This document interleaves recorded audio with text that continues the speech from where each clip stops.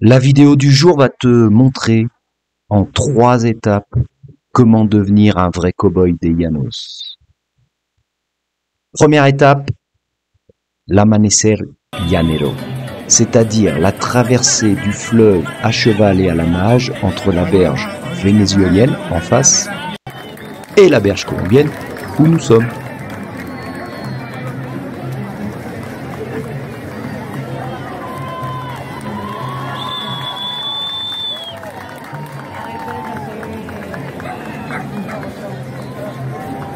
Alors même si les eaux sont basses, l'animal et son cavalier n'ont pas pied et doivent nager, tous les deux.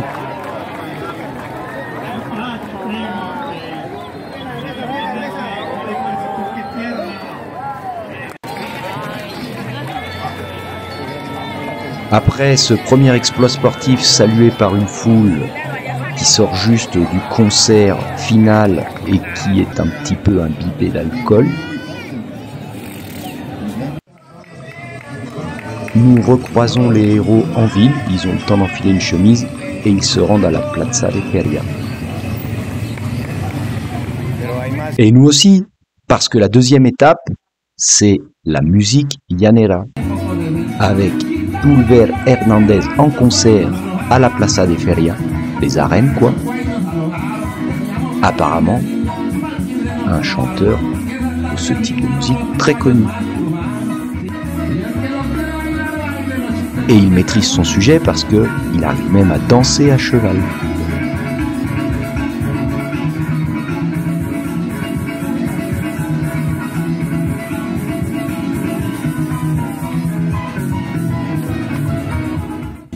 Assez déroutant au premier abord, mais l'instrument central de la musique llanera, c'est la harpe.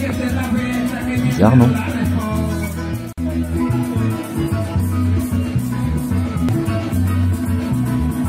Et l'on amène droit à une démonstration de danse llanera. Mais le clou du spectacle, c'est l'étape 3, la manga de Coleo. Et là, il va falloir que je sois un petit peu plus précis, car c'est un petit peu plus compliqué à comprendre.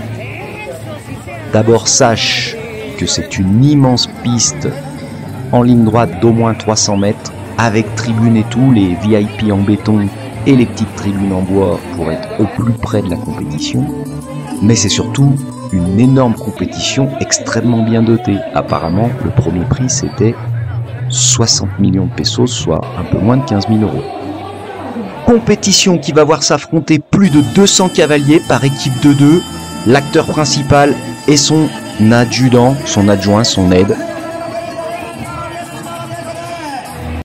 Objectif, tu viens de le deviner sur les images, faire chuter la vache, mais pas seulement la faire chuter, lui faire un tour sur elle-même, passer par-dessus ses omoplates. La piste étant découpée en 3 zones, première zone, si tu arrives à faire un tour à la vache, tu marques 15 points, mais seulement 10 points dans la deuxième zone, la troisième zone étant la zone morte. Si jamais, c'est assez rare visiblement, tu arrives à lui faire 2 tours, tu marques 30 points en zone 1 et 15 points en zone 2. Raté! Cependant, tu le constates, ce n'est pas si simple. Outre garder l'équilibre sur son cheval, attraper la queue de l'animal, se positionner, encore raté, pour pouvoir donner une impulsion et une force pour faire chuter et tourner la vache, ça ne marche pas à tous les coups. Apparemment, tu peux même, comme ce très talentueux concurrent, marquer 15 points en zone 1. Ton adjudant remet la vache en route et c'est reparti pour un tour. Tu peux même rajouter 10 points en zone 2. Bravo garçon.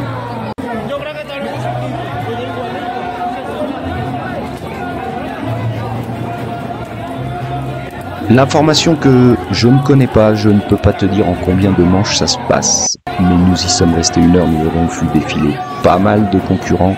Et visiblement ça avait commencé beaucoup plus tôt et ça a fini à 4 heures du matin.